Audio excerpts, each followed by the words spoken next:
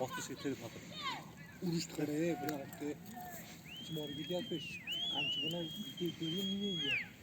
Kapatın sezon aşağı giden biri.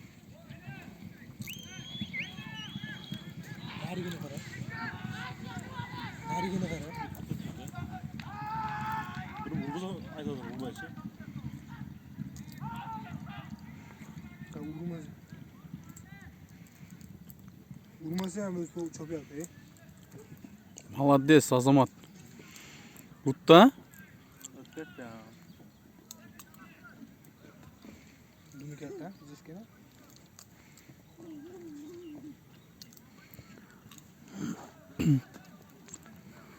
Zor olmasa uzak kapatacağız da.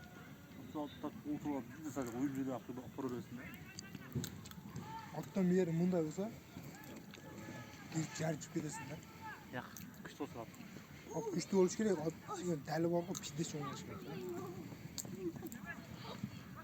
Bundan farklı ne var? Boynu uzun olsa kan ulak bilmez de. Öyle arkadaş aktarırsa. Öyle. Ağaldı. Koyan söyle koşmaz diye. Gönülle bile oyun olsun da. Ya koyan söyle. Yok. Çayan yanında bir tane. İki yıl sonra.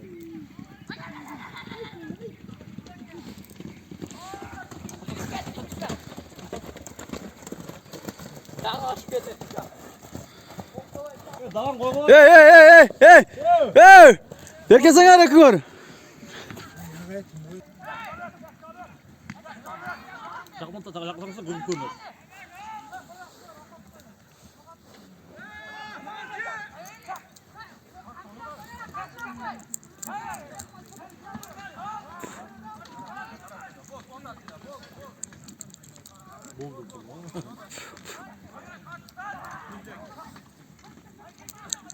Ya bu hatta koy hatta dersi hatta bu. Bir turgan sürekli tatlısı. Nasıl güzel hatta bu. Kalkınlar sonra. Hadi ya eski kanal var ya. Kayıt bakalım. Kayıt.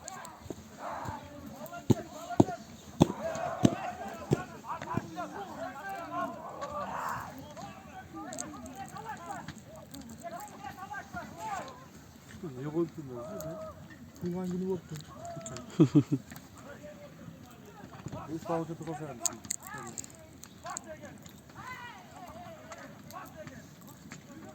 Hayda kokuyorsun öyle bir. Yok adamın ki televizyon var adamın ki.